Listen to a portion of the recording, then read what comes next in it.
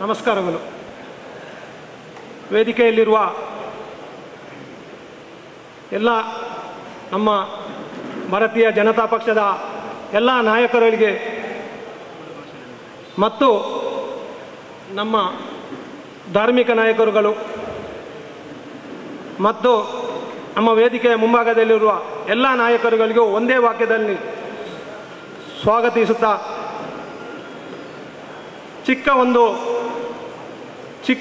ಚೊಕ್ಕವಾದ ಒಂದು ಮಾತನ್ನು ಹೇಳಿ ನನ್ನ ಪ್ರಾಸ್ತಾವಿಕ ಭಾಷಣವನ್ನು ಮುಕ್ತಾಯಗೊಳಿಸ್ತಾ ಇದ್ದೇನೆ. ಏನೆಂದರೆ ಸುಮಾರು 70 ವರ್ಷಗಳ ಕಾಲ ಇಂಥ ಒಂದು ಸಮಾವೇಶ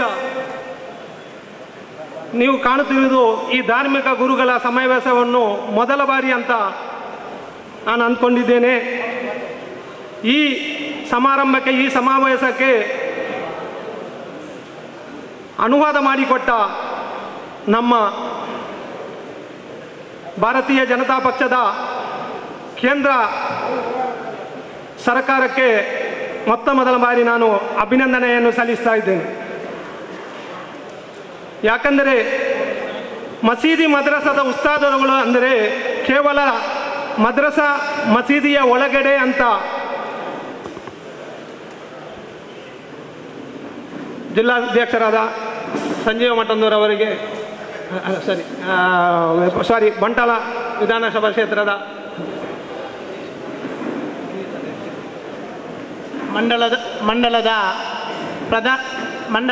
ಬಂಟ್ವಾಳ ಮಂಡಲದ ಅಧ್ಯಕ್ಷರಾಗಿರುವಂಥ ಗೌರವಾನ್ವಿತ ರಾಮದಾಸ್ ಶೆಟ್ಟಿರವರು ಇದ್ದಾರೆ. ಅದೇ ರೀತಿ ದೇವದಾಸ್ ಶೆಟ್ಟಿರವರು ಇದ್ದಾರೆ. ಅದೇ ರೀತಿ ಅವರನ್ನು ನಾನು ಆತ್ಮೀಯವಾಗಿ ಸ್ವಾಗತಿಸ್ತಾ ಇದ್ದೇನೆ. ಅದೇ ರೀತಿ ಕೃಷಿ ಕ್ಷೇತ್ರದಲ್ಲಿ ಕ್ರಾಂತಿಕಾರಿ ಹೆಜ್ಜೆಯನ್ನು ಇಟ್ಟವರು, ಅದೇ ರೀತಿ ಬಂಟ್ವಾಳನ್ನು ಒಂದು ಕೃಷಿ ಕ್ಷೇತ್ರವಾಗಿ ಮಾಡಬೇಕು, ಬಂಟ್ವಾಳದಲ್ಲಿ ಒಂದು ಬದಲಾವಣೆ ಮಾಡಬೇಕು ಅಂತೇಳಿ ಪಣ ತೊಟ್ಟಿರೋರು ರಾಜೇಶ್ ನಾಯಕ್ ಹುಲಿಯಪ್ಪಾಡಿರೋರು. ನಿರಂತರವಾಗಿ ಸೋತೃ ಸಮೇತ ಸಮಾಜ ಸೇವೆಯನ್ನು ನಿಲ್ಲಿಸಿದಂಥ ವ್ಯಕ್ತಿ ಅಂತ ಹೇಳಿದರೆ ಅದು ರಾಜೇಶ್ ನಾಯಕ್ ಹುಲಿಯಪ್ಪಾಡಿರೋರು. ಪಾಪ ಈ ಕಾರ್ಯಕ್ರಮವನ್ನು ಕೇಳ್ಕೊಂಡಾಗ ಅವರು ನನ್ನಿಂದ ಏನಾಗಬೇಕಪ್ಪ, ನಾನು ಬರುವುದಿಲ್ಲ, ಏನಾದರೂ ಹೇಳಬೇಕಿದೆ ಮಾಡು ಅಂತೇಳಿ ನಮಗೆ ಸಹಕಾರ ನೀಡಿದ್ದಾರೆ. ಈ ಕಾರ್ಯಕ್ರಮಕ್ಕೆ ನನ್ನಿಂದ ಎಂಥ ಸಹಕಾರ ಬೇಕು ಅದನ್ನು ನೀಡಿರುವಂಥ ವ್ಯಕ್ತಿ ರಾಜೇಶ್ ನಾಯಕ್ ಹುಲಿಯಪ್ಪಾಡಿರೋರಿದ್ದಾರೆ. ಅವರನ್ನು ನಾನು ಆತ್ಮೀಯವಾಗಿ ಗೌರವಪೂರ್ವಕವಾಗಿ ಸ್ವಾಗತಿಸ್ತಾ ಇದ್ದೇನೆ. ಅದೇ ರೀತಿ ಬಂಟ್ವಾಳ ಅಲ್ಪಸಂಖ್ಯಾತರ ಮೋರ್ಚಾದ ಅಧ್ಯಕ್ಷರಾಗಿರುವಂಥ ಮುಸ್ತಫಾ ಕಲ್ಲಡ್ಕರ್ ಅವರು ಇದ್ದಾರೆ. ಪಾಪ ಗ್ರಾಮ ಪಂಚಾಯತಿನ ಉಪಾಧ್ಯಕ್ಷರಾಗಿದ್ದುಕೊಂಡು ನಿರಂತರವಾಗಿ ಜಿಲ್ಲಾ ಪಂಚಾಯತ್ನಲ್ಲಿ ಸ್ಪರ್ಧಿಸಿ ಕೆಲವು ಮತಗಳಂತರ ಸೋತರು. ಅಲ್ಲಿ ಏನೆಲ್ಲ ಭರವಸೆಯನ್ನು ಕೊಟ್ಟಿದ್ದಾರೆ ಅದನ್ನು ಈಡೇರಿಸುವಲ್ಲಿ, ತನ್ನ ಕೈಯಿಂದ ಖರ್ಚು ಮಾಡಿ ಈಡೇರಿಸುವಲ್ಲಿ ಪ್ರಮುಖ ಪಾತ್ರ ವಹಿಸಿರೋರು ಮುಸ್ತಫರವರು. ನಿರಂತರವಾಗಿ ಬಂಟ್ವಾಳದಲ್ಲಿ ತಿರುಗಾಟ ನಡೆಸಿ ಅಲ್ಪಸಂಖ್ಯಾತರಿಗೆ ಎಲ್ಲಿ ನ್ಯಾಯ ಒದಗಿಸಬೇಕು ಅಲ್ಲಿ ನ್ಯಾಯ ಒದಗಿಸುವಂಥ ವ್ಯಕ್ತಿ ಅಂತ ಹೇಳಿದರೆ ಗೌರವಾನ್ವಿತ ಮುಸ್ತಫರವರು ಇದ್ದಾರೆ. ಅವರನ್ನು ನಾನು ಆತ್ಮೀಯವಾಗಿ ಗೌರವಪೂರ್ವಕವಾಗಿ ಸ್ವಾಗತಿಸ್ತಾ ಇದ್ದೇನೆ.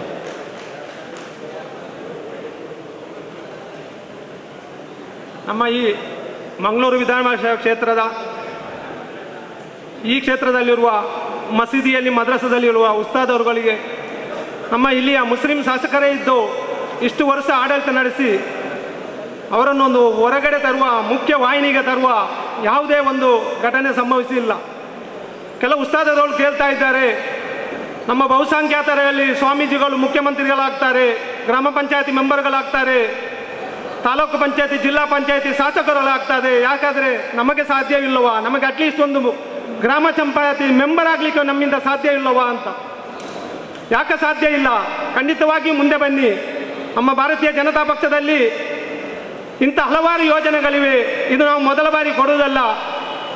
ಇದಕ್ಕೆ ಮುಂಚೆ ನಮ್ಮ ಯಡಿಯೂರಪ್ಪಾಜಿ ಸರ್ಕಾರ ಇದ್ದಾಗ ಇದೇ ಉಳ್ಳಾಲ ಕ್ಷೇತ್ರದಲ್ಲಿ 1785 ಜನ ಮುಸಲ್ಮಾನ ಬಾಂಧವರಿಗೆ ತಲಾ 25,000 ಅನ್ವರ್ ಮಾಣಿಪಾಡಿ ಅವರು ನಿಗಮದ ಅಧ್ಯಕ್ಷರಾಗಿದ್ದರು. ಇದೇ ಉತ್ಸಾಹದಲ್ಲಿ ಕೆಲವರಿಗೆ ಕೊಟ್ಟಿದ್ದೇವೆ. ಅದೇ ರೀತಿ 12 ಇಂಡಿಕಾ ಕಾರು, 36 ಆಟೋ ರಿಕ್ಷಾಗಳು, ಎಲ್ಲ ಮಸೀದಿ ಮದ್ರಸಾಗಳಿಗೆ ಕಾಂಪೌಂಡ್ ವಾಲ್ಗಳು ಯಾರು ಮಾಡಿಕೊಟ್ಟಿದ್ದು ಸ್ವಾಮಿ? ಆದರೆ ತಾವುಗಳು ತುಂಬ ಹಿಂಜರಿಕೆಯಲ್ಲಿದ್ದೀರಾ. ನಮ್ಮ ನಾಯಕರುಗಳಲ್ಲಿ ನಾವು ಎಂಥ ಸೌಲಭ್ಯಗಳು ನಮ್ಮ ಮುಸ್ಲಿಂ ಸಮುದಾಯಕ್ಕೆ ಸಿಗ್ತಾ ಇದೆ ಅದನ್ನೆಲ್ಲ ನಾವು ಯಾವ ರಾತ್ರಿ 12 ಗಂಟೆಗೆ ಹೋದರೂ ಸಹ ನಮಗೆ ಬೇಡ ಅಂತ ಹೇಳುವುದಿಲ್ಲ, ಬನ್ನಿ ಅಂತ ಹೇಳ್ತಾರೆ. ಆದರೆ ನಮ್ಮ ಹಿಂದುಗಡೆ ಬೇಕಲ್ಲಿ ಜನ ಇರುವುದಿಲ್ಲ. ಅಟ್ಲೀಸ್ಟ್ ನಾವು ಒಂದು ಹೋಟೆಲ್ಗೆ ಹೋಗೋದಾದರೆ ನಮ್ಮ ಹತ್ರ ಒಂದು 10 ಜನ ಇದ್ದರೆ ನಾವು ಬೇಗ ನೋಡ್ತಾ ಇದ್ದೇವೆ ಹೋಟೆಲ್ಗೆ ಹೋಗುವಾದರೆ ನಮ್ಮ ಹಿಂದೆ ಏನಿದೆ, ಹಿಂದೆ ಪರ್ಸಲ್ಲಿ ದುಡ್ಡಿದೆಯಾ ಅಂತ. ಇಷ್ಟು ದೊಡ್ಡ ಕಾರ್ಯಕ್ರಮ, ಇಷ್ಟು ದೊಡ್ಡ ವ್ಯವಸ್ಥೆಗಳನ್ನು ತರುವಾಗ ನಮ್ಮ ಬ್ಯಾಕಲ್ಲಿ ಜನ ಇಲ್ಲ ಅಂತ ಹೇಳಿದರೆ ನಮಗೆ ತುಂಬ ಬೇಸರ ಆಗ್ತದೆ. ಆದುದರಿಂದ ನಮ್ಮ ಈ ಧಾರ್ಮಿಕ ನಾಯಕರುಗಳು ತಾವುಗಳು ನೋಡಬೇಕು, ನಮ್ಮ ಕ್ಷೇತ್ರದಲ್ಲಿ ಯಾವ ಥರ ಹಿಂಸೆಗಳು, ಯಾವ ಥರ ನಮಗೆ ಅನ್ಯಾಯಗಳು ಆಗ್ತಾ ಇದೆ. ಆದರೆ ಮಾಮೂಲಿ ಜನರಿಂದ ಇದನ್ನು ಸರಿಪಡಿಸಲಿಕ್ಕೆ ಖಂಡಿತವಾಗಿಯೂ ಸಾಧ್ಯವಿಲ್ಲ. ನಮ್ಮ ಈ ಧಾರ್ಮಿಕ ಈ ಮಸೀದಿ ಮದ್ರಸದಲ್ಲಿರುವ ಉಸ್ತಾದುಗಳು ಇದರ ಬಗ್ಗೆ ಒಂದು ನೀತಿ ಪಾಠವನ್ನು ಹೇಳಿಕೊಟ್ಟು ಅವರು ಎಲ್ಲವನ್ನು ಮುಖ್ಯವಾಹಿನಿಗೆ ತರಬೇಕು. ನೀವು ಸಹ ಗ್ರಾಮ ಪಂಚಾಯತಿ ಮೆಂಬರ್ ಆಗ್ಬೋದು, ಅಧ್ಯಕ್ಷರಾಗ್ಬೋದು, ಎಲೆಕ್ಷನಲ್ಲಿ ಕಂಟೆಸ್ಟ್ ಮಾಡ್ಬೋದು. ಸಂವಿಧಾನಗಳು ಉಸ್ತಾದರಿಗೆ ಒಂದು ಬೇರೆಯಾಗಿ ಇಲ್ಲ. ಯಾಕೆ ನೀವು ಒಳಗಡೆ ಇದ್ದೀರಾ? ಖಂಡಿತವಾಗಿ ನೀವು ಮುಖ್ಯವಾಹಿನಿಗೆ ಬನ್ನಿ. ನಮ್ಮ ಭಾರತೀಯ ಜನತಾ ಪಕ್ಷ ನಿಮ್ಮನ್ನು ಆಹ್ವಾನ ಮಾಡ್ತಾ ಇದೆ. ಬನ್ನಿ, ಎಲ್ಲ ಸವಲತ್ತುಗಳು ಸೌಲಭ್ಯಗಳನ್ನು ಇದುವರೆಗೂ ಮುಂದೆಯೂ ಕೊಟ್ಟಿದ್ದೇವೆ. ನಾವು ಯಾವ ತಾರತಮ್ಯ ನೋಡಿಲ್ಲ. ನೀವು ಉಸ್ತಾದರುಗಳು, ನೀವು ಮದ್ರಸೆ ಕಲಿಸುವವರು, ಅಥವಾ ನೀವು ಮುಸ್ಲಿಂ ನಾಯಕರು, ಅಥವಾ ನೀವು ಕಾಂಗ್ರೆಸ್ಸಿಗೆ ವೋಟ್ ಹಾಕುವವರು ಅಂತ ನಾವು ತಾರತಮ್ಯ ನೋಡಿಲ್ಲ. ಇಷ್ಟು ವರ್ಷ ನೀವು ನಿಮ್ಮ ಮತವನ್ನು ಮಾತ್ರ ಮತ ಪಡೆಯುವಾಗ ಮಾತ್ರ ನೀವು ಅವರಿಗೆ ಬೇಕಾಗ್ತದೆ, ನಂತರ ನಿಮ್ಮನ್ನು ತುಳಿತಾ ಇದ್ದಾರೆ. ನಾವು ಕಣ್ಣಲ್ಲಿ ಕಾಣ್ತಾ ಇದ್ದೇವೆ. ನೋಡಿ, ಉಳ್ಳಾಲದಲ್ಲಿ ಯಾವ ಥರ ಗಲಾಟೆ ಆಗ್ತಾ ಇದೆ. 2-3 ಸಂಘಟನೆಗಳನ್ನು ಮಾಡಿ ನಿಮ್ಮನ್ನೇ ತಮ್ಮಲ್ಲಿ ನಿಮ್ಮನ್ನು ಯಾವ ರೀತಿ ನಿಮಗೆ ಗೊತ್ತಾಗುವುದಿಲ್ಲ. ನೀವು ಸಾರಿ ಸತ್ಯವನ್ನು ಮಾತ್ರ ನೋಡ್ತಾ ಇದ್ದೀರಾ, ಇಲ್ಲಿ ನಡೆಯುವ ಮಿಥ್ಯವನ್ನು ನೀವು ನೋಡ್ತಾ ಇಲ್ಲ. ಬನ್ನಿ ಮುಖ್ಯವಾಹಿನಿಗೆ ಬನ್ನಿ, ನೀವು ನಿಮ್ಮನ್ನು ಸ್ವಾಗತ ಮಾಡ್ತಾ ಇದ್ದೇವೆ. ನೀವೇ ತಿಳ್ಕೋಬೇಕು, ಇಷ್ಟು ವರ್ಷ 70 ವರ್ಷಗಳಲ್ಲಿ ನಿಮ್ಮನ್ನು ಹೀಗೆ ಯಾವುದಾದರೂ ಒಂದು ಪಕ್ಷ ನಿಮ್ಮನ್ನು ಒಟ್ಟು ಸೇರಿಸಿ ಯಾವುದಾದರೂ ಒಂದು ಕೊಡುಗೆಯನ್ನು ಕೊಟ್ಟಿದ್ದು ನೀವು ಕಂಡಿದ್ದೀರಾ, ಕೇಳಿದ್ದೀರಾ? ಯಾವುದಾದ್ರೂ ಒಂದು ಮಾಧ್ಯಮಗಳಲ್ಲಿ ಬಂದಿದೆಯಾ? ನಾವು ಸಾಧನೆಗಳು ನಾವು ಮಾಡಿದ ನಾವು ಇಷ್ಟರ ಬಗ್ಗೆ ಹೇಳಲಿಲ್ಲ. ಎಷ್ಟು ಸೌಲಭ್ಯ, ಎಷ್ಟು ಮಸೀದಿಗಳಿಗೆ ಕಾಂಪೌಂಡ್ ವಾಲ್ ಕೊಟ್ಟಿದ್ದೇವೆ, ಎಷ್ಟು ಮದ್ರಸಗಳಿಗೆ ಅನುದಾನವನ್ನು ಕೊಟ್ಟಿದ್ದೇವೆ, ಎಷ್ಟು ಮುಸಲ್ಮಾನ ಸಮುದಾಯಕ್ಕೆ ಕೋಟಿಗಟ್ಟಲೆ ದುಡ್ಡನ್ನು ಕೊಟ್ಟಿದ್ದೇವೆ. ಆದರೆ ನಾವು ಇಷ್ಟರವರೆಗೆ ಇದನ್ನು ಪ್ರಚಾರ ಮಾಡಿರಲಿಲ್ಲ. ಆದರೆ ಅನಿವಾರ್ಯ ಕಾರ್ಯವಾಗಿ ಇವತ್ತು ಪ್ರಚಾರ ಮಾಡುವ ಅನಿವಾರ್ಯ ಬಂತು. ಯಾಕಂದರೆ ಅನುದಾನ ಸವಲತ್ತು ಎಲ್ಲವೂ ಭಾರತೀಯ ಜನತಾ ಪಕ್ಷದಿಂದ ಬೇಕು, ಮತ ಮಾತ್ರ ಕಾಂಗ್ರೆಸ್ಸಿಗೆ. ಇದು ಯಾವ ನ್ಯಾಯ ಸ್ವಾಮಿ? ನೀವೇ ಆಲೋಚನೆ ಮಾಡಿ, ಇದು ಯಾವ ನ್ಯಾಯ? ಅನುದಾನ ನಮ್ಮದು, ನಮ್ಮ ಸರ್ಕಾರದ್ದು ಎಲ್ಲ ಏನು ಇದ್ದರೂ ಸಹ ಮನೆಗೆ ಮಸೀದಿಗೆ ಹೋಗಿ ನಿನ್ನೆ ರಾತ್ರಿಯಿಂದ ನಾನು ನಿದ್ದೆ ಮಾಡಲಿಲ್ಲ. ಎಷ್ಟು ಕಾಲುಗಳು, ಎಷ್ಟು ಯಾರು ಇಂಟೆಲಿಜೆಂಟು, ಪೊಲೀಸ್ ಆಫೀಸರು, ಕಮಿಷನರು, ಆ ಪಾರ್ಟಿಯವರು ಈ ಪಾರ್ಟಿಯವರು, ಇದು ಎಂಥದ್ದು, ನೀವು ಎಂತ ಮಾಡ್ತಾ ಇದ್ದೀರಾ ಅಂತ ನಿದ್ರೆ ಮಾಡಲಿಕ್ಕೆ ಇಲ್ಲ. ಈ ಪ್ರೋಗ್ರಾಮನ್ನು ತಪ್ಪಿಸಲಿಕ್ಕೆ ಯಾವ ರೀತಿಯಲ್ಲಿ ಪ್ರಯತ್ನ ಪಟ್ಟರು. ನಾನು ಇದು ಉಸ್ತಾದಗಳ ಹತ್ರ ಹೇಳ್ತಾ ಇದ್ದೇನೆ, ನಮ್ಮ ಧಾರ್ಮಿಕ ಗುರುಗಳು ನೀವು ಈ ಕ್ಷೇತ್ರದಲ್ಲಿ ಎಲ್ಲ ಮಸೀದಿ ಮದ್ರಸದಲ್ಲಿರುವ ಧಾರ್ಮಿಕ ಗುರುಗಳು ನಿಮಗೆ ಒಳಗೆ ಇದ್ದು ನಿಮಗೆ ಗೊತ್ತಾಗುವುದಿಲ್ಲ. ಎಷ್ಟು ಉಪದ್ರ ನಿನ್ನೆಯಿಂದ 24 ಗಂಟೆಯಿಂದ ನಾನು ಸೌದಿಯಿಂದ ಬಂದು 1 ತಿಂಗಳಾಯಿತು. ಆದರೆ ಆ 1 ತಿಂಗಳಲ್ಲಿ ಇಷ್ಟು ಕಾಲ್ ನನಗೆ ಬರಲಿಲ್ಲ. ನಿನ್ನೆ 1 ದಿವಸ ಬಂದ ಕಾಲ್. ನಮಗೇನು ಇದರಿಂದ ಲಾಭ ಇಲ್ಲ, ನಷ್ಟವೇ ಹೊರತು ಲಾಭ ಏನಿಲ್ಲ. ಅಥವಾ ನಿಮ್ಮಲ್ಲಿ ನಾವು ಮತಯಾಚನೆ ಮಾಡುವುದಿಲ್ಲ. ಆದರೆ ನೀವು ಥಿಂಕ್ ಮಾಡಬೇಕು, ನೀವು ಆಲೋಚನೆ ಮಾಡಬೇಕು. ನಮ್ಮ ಕುರಾನಲ್ಲೇ ಕಲಿಸ್ತದೆ, ಯಾರು ಉಪಕಾರ ಮಾಡ್ತಾರೋ, ಅದು ಯಾವ ಪಾರ್ಟಿ ಆಗಲಿ, ಯಾವ ಜಾತಿ ಆಗಲಿ, ಯಾವ ಧರ್ಮವಾಗಲಿ, ಯಾರು ನಮಗೆ ಉಪಕಾರ ಮಾಡುತ್ತಾರೋ ಅವರಿಗೆ ಕೃತಜ್ಞ ಸಲ್ಲಿಸಬೇಕು ಅಂತ ನಮ್ಮ ಕುರಾನಲ್ಲೇ ಹೇಳಿಕೊಡ್ತಾ ಇದೆ. ನೀವೇ ಹೇಳಿಕೊಡುವರು, ನೀವೇ ನಮಗೆ ಹೇಳಿಕೊಟ್ಟದ್ದು ಈಗ ಕುರಾನಲ್ಲಿ ಇದೆ ಅಂತ. ನಾವು ಸರಿಯಾಗಿ ಅದನ್ನು ಸ್ಟಡಿ ಮಾಡಲಿಲ್ಲ. ಆದರೆ ನೀವೇ ನಮಗೆ ಹೇಳಿಕೊಟ್ಟದ್ದು ಎಲ್ಲ ಮತ ಪ್ರಸಂಗಗಳಲ್ಲಿ ಮಾತ್ರ. ಅದು ಬಾಯಿ ಮಾತಾಗಿರಬಾರದು. ಇಷ್ಟು ಅನುದಾನ, ಇಷ್ಟು ಕೋಟಿಗಟ್ಟಲೆ ಅನುದಾನವನ್ನು ಕೊಟ್ಟ ಇದಕ್ಕೆ ಕೃತಜ್ಞತೆ ಆಗಬೇಕು. ಸತ್ಯವಾಗಿ ನೀವು ಕೃತಜ್ಞತೆ ಆಗಬೇಕು. ಹೊರಗಡೆ ಹೇಳ್ತಾ ಇದ್ದೀರಾ, ಇಲ್ಲಿಯ ಶಾಸಕರು ಅಲ್ಲಿ ತೀರ್ಥ ಇದಕ್ಕೆ ಹೋಗ್ತಾರೆ, ಅವ್ರು ತೀರ್ಥ ಕುಡಿಯುತ್ತಾರೆ, ಅವರು ಅಗ್ನಿ ಪೂಜೆ ಮಾಡ್ತಾರೆ, ಅವ್ರು ಇದು ಮಾಡ್ತಾರೆ. ಇದಕ್ಕೆ ಕಾರಣ ಯಾರು ಸ್ವಾಮಿ? ಶಾಸಕರದ್ದು ತಪ್ಪಿಲ್ಲ, ಅವರನ್ನು ನೀವು ಮಾಡಿದ ನಿಮ್ಮ ತಪ್ಪು. ನೀವು ಇದಕ್ಕೆ ಕಾರಣಕರ್ತರು. ನೀವು ಅವರು ಮೂರ್ತಿ ಪೂಜೆ ಮಾಡಿದರೆ, ಅವರು ತೀರ್ಥ ಕುಡಿದರೆ, ಅವರು ಏನು ಮಾಡಿದರು ಕಾರಣ ಇದಕ್ಕೆ? ನೀವು ನಾಳೆ ಅಲ್ಲಾವಿನ ಎದುರಲ್ಲಿ ನೀವುಗಳು ಇದಕ್ಕೆ ಸಾಕ್ಷಿ ಆಗಬೇಕು. ಯಾಕಂದರೆ ನೀವುಗಳು ಅವರಿಗೆ ಓಟ್ ಹಾಕಿ ಅವರನ್ನು ಈ ದೇವಸ್ಥಾನ ಇದರಲ್ಲಿ ತೀರ್ಥ ಪೂಜೆ ಇದಕ್ಕೆ ಕುಡಿಯಲಿಕ್ಕೆ ಹೋಗ್ಲಿಕ್ಕೆ ಕಾರಣಕರ್ತರು ನೀವುಗಳು. ಆಲೋಚನೆ ಮಾಡಬೇಕು. ಮತ ಹಾಕುವಾಗ ನೀವು ಆಲೋಚನೆ ಮಾಡಬೇಕು. ನಿಮಗೆ ಬುದ್ಧಿವಾದ ಹೇಳುವಷ್ಟು ನಾನು ಎತ್ತರಕ್ಕೆ ಬೆಳೆದಿಲ್ಲ. ಆದರೆ ಆಲೋಚನೆ ಮಾಡಬೇಕು. ನಮಗೆ ಯಾರು ಉಪಕಾರ ಮಾಡ್ತಾರೆ, ಎಷ್ಟು ಉಪಕಾರಗಳು, 1, 2, 100 ಗಟ್ಟಲೆ ಉಪಕಾರಗಳು. ಕೆಲವರು ಹೇಳ್ತಾರೆ ನಮ್ಮ ಮಕ್ಕಳು ಪಾಪ ಕನ್ನಡ ಮೀಡಿಯಂನಲ್ಲೇ ಕಲಿಯುವುದು ಅಂತ, ಕನ್ನಡ ಸ್ಕೂಲಲ್ಲೇ ಕಲಿಯುವುದು, ನಮಗೆ ತಾಕತ್ತಿಲ್ಲ ಕಲಿಸಲಿಕ್ಕೆ. ಇದೇ ಮಾತನ್ನು ನಮ್ಮ ಸಂತೋಷ್ ಕುಮಾರ್ ಅವರ ಹತ್ರ ಹೇಳಿದ್ದೇನೆ. ಸರ್, ನಮ್ಮ ಸಮುದಾಯದಲ್ಲಿ ನಮಗೂ ಸ್ವಲ್ಪ ಇಂಗ್ಲೀಷ್ ಕಲಿಯುವ ಆಸೆ ಇದೆ ಅಂತ. ತಕ್ಷಣ 24 ಗಂಟೆ ಒಳಗೆ 8 ಮಕ್ಕಳಿಗೆ ವಿದ್ಯಾರತ್ನ ಸ್ಕೂಲ್, ನಮ್ಮ ರವೀಂದ್ರ ಶೆಟ್ಟಿ ಸ್ಕೂಲಲ್ಲಿ LKG ಇಂದ 10ನೇ ಕ್ಲಾಸಿನವರೆಗೆ ಸುಮಾರು 75 ಲಕ್ಷವರೆಗೆ ಬರ್ಬೋದು. 8 ಮಕ್ಕಳನ್ನು ಇಲ್ಲೇ ಇದ್ದಾರೆ, ಅವರ ಪೇರೆಂಟ್ಸ್ಗಳು ಇಲ್ಲೇ ಇದ್ದಾರೆ, ಇದೇ ಸಭೆಯಲ್ಲಿದ್ದಾರೆ. 8 ಮಕ್ಕಳನ್ನು ಇಂಗ್ಲೀಷ್ ಮೀಡಿಯಂ LKG ಇಂದ 10 ವರ್ಷ ಆಗಲ್ಲ SLC ತನಕ. ಯಾರು ಸ್ವಾಮಿ ಇದು ಮಾಡಿದ್ದು?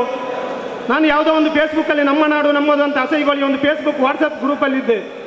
ಆವಾಗ ಒಂದು ಮಳೆ ಬರುವ 1 ತಿಂಗಳ ಮೊದಲು ಒಂದು ಉಸ್ತಾದರವಳ ವಾಯ್ಸ್ ಕೇಳಿಸಿದೆ.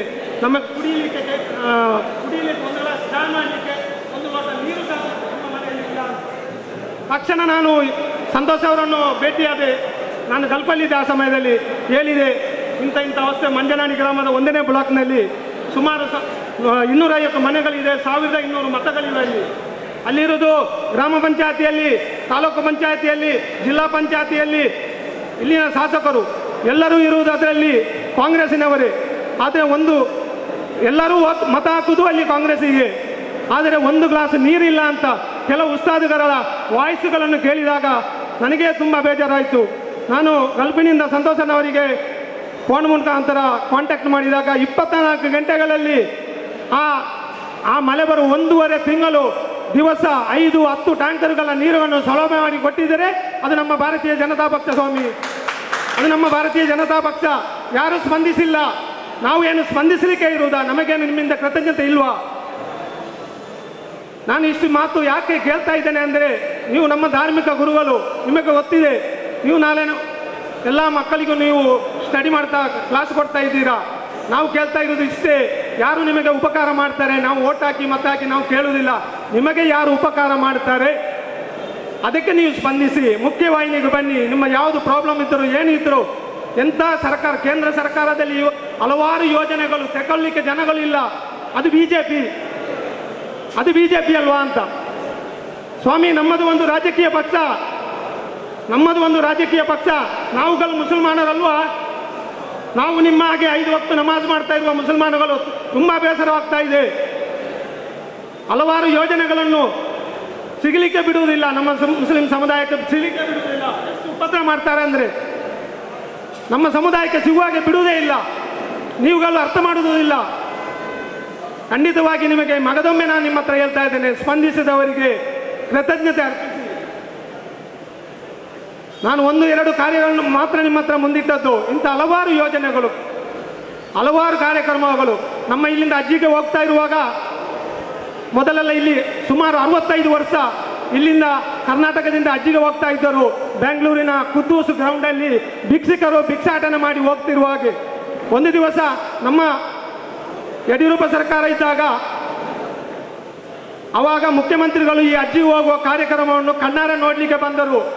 ಅವರು ಕೇಳಿದರು, ನಾನು ಸಹ ಅಲ್ಲಿ ಇದ್ದೆ, ಏನು ಸ್ವಾಮಿ ನೀವು ಅಜ್ಜಿಗೆ ಹೋಗುದಾ ಅಥವಾ ಎಲ್ಲಿಯಾದರೂ ಭಿಕ್ಷಾಟನೆ ಮಾಡಲಿಕ್ಕೆ ಹೋಗುದಾ ಅಂತ. ಯಾಕಂದರೆ 10 ವರ್ಷ ಇದು ನಮ್ಮ ಸರ್ಕಾರಕ್ಕೆ, ಬೇರೆ ಸರ್ಕಾರಗಳಿಗೆ ಕಣ್ಣಿಗೆ ಕಾಣಲಿಲ್ವಾ? ಯಡಿಯೂರಪ್ಪ ಅಜ್ಜಿಯವರಿಗೆ ಕಾಣಬೇಕಾ? 1% ಮತ ಹಾಕದ ಮುಸ್ಲಿಮರು ಮತ ಹಾಕದ ಬಿಜೆಪಿ ಸರ್ಕಾರ ಅವತ್ತೇ 10 ಕೋಟಿ ರೂಪಾಯಿಯಲ್ಲಿ ಬೆಂಗಳೂರಲ್ಲಿ ಹಜ್ಜಿಗರು ಮಾಡಿದೆ ಅಂದರೆ ಅದು ಭಾರತೀಯ ಜನತಾ ಪಕ್ಷ ಸರ್ಕಾರ. ಇವತ್ತು ನೋಡಿ ಎಷ್ಟು ಆರಾಮದಿಂದ AC ರೂಮಲ್ಲಿ ಕೂತು ಅಜ್ಜಿಗೆ ಹೋಗ್ತಾ ಇದ್ದಾರೆ. ಇದು ಯಾರ ಕೊಡುಗೆ ಸ್ವಾಮಿ? ಇದರಲ್ಲಿ ತುಂಬ ಜನರು ಇರಬಹುದು, ಅಜ್ಜಿಗೆ ಹೋದವರು, ಮೊದಲು ಹೋದವರು, ಈಗ ಹೋಗುವವರು. ಇದೆಲ್ಲ ಮಾಡಿದ್ದು ಯಾರು ಸ್ವಾಮಿ? ಇದಕ್ಕೆಲ್ಲ ಉತ್ತರ ನೀವುಗಳು ಕೊಡಬೇಕು. ಇಲ್ಲಿರುವ ಎಲ್ಲ ನಮ್ಮ ಈ ಮಂಗಳೂರು ವಿಧಾನಸಭಾ ಕ್ಷೇತ್ರದ ಎಲ್ಲ ಮಸೀದಿ ಮದ್ರಸದ ಎಲ್ಲ ಧಾರ್ಮಿಕ ಗುರುಗಳು ಇಲ್ಲಿದ್ದಾರೆ. ದಯವಿಟ್ಟು ನೀವುಗಳು ಇದನ್ನು ಅರ್ಥ ಮಾಡಿಕೊಳ್ಳುತ್ತಾ ನಮಗೆ ಮುಂದಿನ ದಿನಗಳಲ್ಲಿ ನಮ್ಮಿಂದ ಯಾವ ಸವಲತ್ತು, ಎನಿ ಟೈಮ್ ನಮ್ಮ ಅಧ್ಯಕ್ಷರ ಫೋನ್ ನಂಬರ್ ನಿಮ್ಮ ಎಲ್ಲರಲ್ಲಿ ಇದೆ. ಎನಿ ಟೈಮ್ ಯಾವತ್ತು ಯಾವ ಸೌಲಭ್ಯ ಬೇಕಾದರೂ ನಮಗೆ ಕಾಲ್ ಮಾಡಿ, ಯಾವ ಪ್ರಶ್ನೆಗಳು ಏನು ಬಂದರೂ ನಮಗೆ ಫೋನ್ ಮುಖಾಂತರ ನೀವು ಅವರನ್ನು ಸಂಪರ್ಕಿಸಿ. ಖಂಡಿತವಾಗಿಯೂ ನಿಮಗೆ ಅವರು ಸ್ಪಂದಿಸ್ತಾರೆ, ನಾವು ಸ್ಪಂದಿಸ್ತಾ ಇವೆ. ಆದರೆ ನಮಗೂ ಸಹ ನೀವುಗಳು ನಿಮ್ಮ ಮಹಲ್ಲಾಗಳಲ್ಲಿ ಇದರ ಬಗ್ಗೆ ಚರ್ಚೆ ಮಾಡಿ, ಇದರ ಬಗ್ಗೆ ಈ ಕಾರ್ಯಕ್ರಮಗಳು ಭಾರತೀಯ ಜನತಾ ಪಕ್ಷದಿಂದ ಯಾವ ಥರದ ಕಾರ್ಯಕ್ರಮಗಳು ನಿಮಗೆ ಸಿಗ್ತಾ ಇದೆ, ಮೊದಲು ಯಾವ ಥರ ಸಿಕ್ಕಿದೆ, ನೀವು ನಮ್ಮ ಜೊತೆಗೆ ಬನ್ನಿ, ನಮ್ಮ ಒಟ್ಟಿಗೆ ಬನ್ನಿ. ನಮ್ಮನ್ನು ಬಿಜೆಪಿ ಅಂತ ನೋಡಬೇಡಿ. ಬಿಜೆಪಿ ಒಂದು ರಾಜಕೀಯ ಪಕ್ಷ. ಇದರಲ್ಲಿ ಒಳ್ಳೆ ಮುಸಲ್ಮಾನರಿದ್ದಾರೆ, ಒಳ್ಳೆ ನಾಯಕರುಗಳಿದ್ದಾರೆ. ನೀವು ಸಹ ಆಧಾರದಿಂದ ಬನ್ನಿ, ನಿಮ್ಮನ್ನು ಸ್ವಾಗತಿಸ್ತೇವೆ. ನಿಮ್ಮನ್ನು ಯಾರು ನಾವು ಮಸೀದಿಗೆ ಹೋಗಬೇಡ ಅಂತ ಹೇಳುವುದಿಲ್ಲ. ಅಥವಾ ನೀವು ನಮಾಜ್ ಮಾಡಬೇಡಿ ಅಂತ ನಾವು ಹೇಳುವುದಿಲ್ಲ. ನಾವು ಒಂದು ದಿನ ಡಾಕ್ಟರ್ ಪ್ರಭಾಕರ್ ಭಟ್ರು ಮನೆಗೆ ಅವರ ಗಾಡಿಯಲ್ಲಿ ಬರ್ತಾ ಇರುವಾಗ ನನಗೇ ಹೆದರಿಕೆ ಆಗ್ತಾ ಇತ್ತು, ನಾನು ಮಸೀದಿ ಹೋಗ್ಲಿಕ್ಕೆ ಕೇಳಬೇಕು ಅಂತ. 12 ಗಂಟೆ ಆಯಿತು, ನಾನು ಕೇಳಲೇ ಇಲ್ಲ. 12 ಕಾಲುವಾಗ ಅವರೇ ಕೇಳಿದರು, ಫಜಲ್ ನಿನಗೆ ಮಸೀದಿ ಹೋಗ್ಲಿಕ್ಕೆ ಇಲ್ವಾ ಅಂತ. ಒಂದು ಮಸೀದಿಯ ಪಕ್ಕದಲ್ಲಿ ನಿಂತು ಹೋಗಿ ನಮಾಜ್ ಮಾಡಿ ಬಾ ಅಂತ ಕಳಿಸಿದವರು ಸ್ವಾಮಿ. ಯಾರಿದ್ದಾರೆ ನಿಮ್ಮಲ್ಲಿ ಅಂತ ನಾಯಕರು ಹೇಳಿ, ಯಾರಿದ್ದಾರೆ? ನೀವು ಹೇಳ್ತೀರಿ RSS ಅಂತ. ಖುದ್ದು ನನ್ನನ್ನು ಹೋಗಿ ಮಸೀದಿಗೆ ಬಾ ಅಂತ ಹೇಳಿ ಇಷ್ಟು ದೊಡ್ಡ ಒಬ್ಬ ನಾಯಕರು ಅರ್ಧ ಗಂಟೆ ಗಾಡಿಯಲ್ಲಿ ಕೂತು ಕಾಯ್ತಾ ಇರಬೇಕಾದ್ರೆ ಅವರಿಗೆ ನಾವು ಮೆಚ್ಚಬೇಕವಾ? ನಮಗೆ ಗೊತ್ತು, ನೀವು ಒಳಗಡೆ ಇದ್ದಿದ್ರೆ ನಿಮಗೆ ಗೊತ್ತಾಗಲ್ಲ. ಹೊರಗಡೆ ಬನ್ನಿ. ಏನಾದರೂ ಪ್ರಾಬ್ಲಮ್ ಆದರೆ ಅದನ್ನು ಇದಕ್ಕೆ ತರಬೇಡಿ. ಅದು ಎಲ್ಲ ಪಕ್ಷದಲ್ಲಿ ದ್ವಂದ್ವಗಳಿವೆ, ಗಲಾಟೆಗಳಿದೆ, ಎಲ್ಲ ಇದೆ. ಯಾರೋ ಒಂದು UP ಯಲ್ಲಿ ಒಬ್ಬ ಮುಸಲ್ಮಾನಿಗೆ ಒಬ್ಬರು ಹೊಡೆದ್ರು ಅಂತ ಅದನ್ನು ಇದಕ್ಕೆ ತಾಳ ಹಾಕಬೇಡಿ. ಎಷ್ಟು ಒಳ್ಳೆ ಕೆಲಸ ಮಾಡಿದೆ, ಅದನ್ನು ಯಾಕೆ ನೀವು ಹೇಳ್ತಾ ಇಲ್ಲ? ಯಾರೋ ಅವರ ವೈಯಕ್ತಿಕ ದೇಶವನ್ನು ಈ ರಾಜಕೀಯದಲ್ಲಿ ತೀರಿಸ್ತಾ ಇದ್ದಾರೆ. ನೀವು ಖಾಲಿ ವಾರ್ತಾಭಾರತಿಯನ್ನು ಮಾತ್ರ ಓದ್ತಾ ಇದ್ದೀರಾ. ಅದರಲ್ಲಿ ನಮ್ಮ ಮುಸ್ಲಿಂ ಸಮುದಾಯಕ್ಕೆ ಸಂಬಂಧಪಟ್ಟ ಏನೋ ಅಲ್ಲ ಸಲ್ಲದ ಕೆಲವು ಮಾಹಿತಿಗಳು ಬರ್ತಾ ಇದೆ. ನೀವು ಬನ್ನಿ ಸ್ವಾಮಿ, ಬೇರೆ ಪೇಪರ್ ಪತ್ರಿಕೆಯನ್ನು ಓದಿ, ಹೊಸದಿಗಂತ ಓದಿ, ಉದಯವಾಣಿ ಓದಿ, ಯಾವುದು ಒಳ್ಳೆದುಂಟು ಅದನ್ನು ತಕ್ಕೊಳ್ಳಿ. ಒಂದೇ ಪತ್ರಿಕೆಯನ್ನು ಓದಿ ನಮ್ಮ ಮುಸ್ಲಿಂ ಸಮುದಾಯದ ಪತ್ರಿಕೆ ಅಂತ ನೋಡಬೇಡಿ. ರಾಜಕೀಯ ಪಕ್ಷಗಳು ಎಲ್ಲ ಒಂದೇ. ಅದು BJP ಆಗಲಿ, ಕಾಂಗ್ರೆಸ್ ಆಗಲಿ, JDS ಆಗಲಿ, SDP ಆಗಲಿ, ಎಲ್ಲ ಒಂದೇ ಥರ. ಅದಕ್ಕೆ ಫೇವರ್ ಆಗಿ ಮಾತ್ರ ವಾರ್ತಾಭಾರತಿಯಲ್ಲಿ ಬರ್ತಾ ಇದೆ. ನಾವು ಎಷ್ಟು ಒಳ್ಳೆ ಕೆಲಸ ಮಾಡಿದರೂ ನಮ್ಮದು ಬರ್ತಾ ಇಲ್ಲ. ಈ ಥರ ನೀವು ಇನ್ನಾದರೂ ಇದರ ಬಗ್ಗೆ ನೀವು ಒಳ್ಳೆ ಮನಸ್ಸಿನಿಂದ ನೋಡಿ. ಈ ಒಂದು ದೊಡ್ಡ ಸ್ಕೀಮು, ದೊಡ್ಡ ಆಫರು. ಯಾಕೆ ನಿಮ್ಮನ್ನೇ ನಾವು ಆಯ್ಕೆ ಮಾಡಿದ್ದೇವೆ? ಇದರಲ್ಲಿ ಏನು ರಾಜಕೀಯ ಇದರಲ್ಲಿ ರಾಜ್ಯಕ್ಕೆ ಏನು ನಮ್ಮಲ್ಲಿ ಇದು ಇಲ್ಲ. ನಿಮ್ಮನ್ನುಗಳು ಯಾಕೆ ಆಯ್ಕೆ ಮಾಡಿದ್ದೇವೆ ಅಂದರೆ ನೀವುಗಳು ಮಸೀದಿ ಮದ್ರಸದ ಒಳಗಡೆ ಇದ್ದೀರಾ. ನಿಮ್ಮನ್ನು ಮುಖ್ಯವಾಹಿನಿಗೆ ಯಾರೂ ತರುವುದಿಲ್ಲ. ಇನ್ನು 70 ವರ್ಷ ಅಲ್ಲ, ಇನ್ನು 140 ವರ್ಷ ಆದರೂ ನಿಮ್ಮನ್ನು ಮುಖ್ಯವಾಹಿನಿಗೆ ತರಲ್ಲ ಯಾರು ಸಹ. ನಾವು ಪ್ರೀತಿಯಿಂದ ನಿಮ್ಮನ್ನು ಕರೆದು ಕೂರಿಸಿ ಇಷ್ಟೊಂದು ಮಾತನ್ನು ಹೇಳ್ಬೇಕಾಗ್ತಂದರೆ ನಮಗೆ ಬೇಸರ ಆಗ್ತಾ ಇದೆ. ಇನ್ನಾದರೂ ಮುಂದಕ್ಕೆ ನಾವು ಒಳ್ಳೆ ಸ್ಕೀಮನ್ನು ತರ್ತಾ ಇದ್ದೇವೆ. ನೀವು ನಮ್ಮ ಜೊತೆ ಬನ್ನಿ. ನೀವು ನಿಮ್ಮ ಫಾಲೋವರ್ಸ್ಗೆ ಇದರ ಬಗ್ಗೆ ತಿಳುವಳಿಕೆ ಕೊಡಿ. ನಮಗೆ ಒಂದು ಕೃತಜ್ಞತೆ ನೀವು ಅರ್ಪಿಸಬೇಕು ಅಂತ ಕೇಳಿ ನನ್ನ ಪ್ರಾಸ್ತಾವಿಕ ಭಾಷಣವನ್ನು ಕೊನೆಗೊಳಿಸ್ತಾ ಇದ್ದೇನೆ. ವಾಕಿರ್ ದಹವಾನ ಅಲ್ಹಮ್ದುಲಿಲ್ಲಾಹಿ ರಬ್ಬಿಲ್ ಆಲಮೀನ್.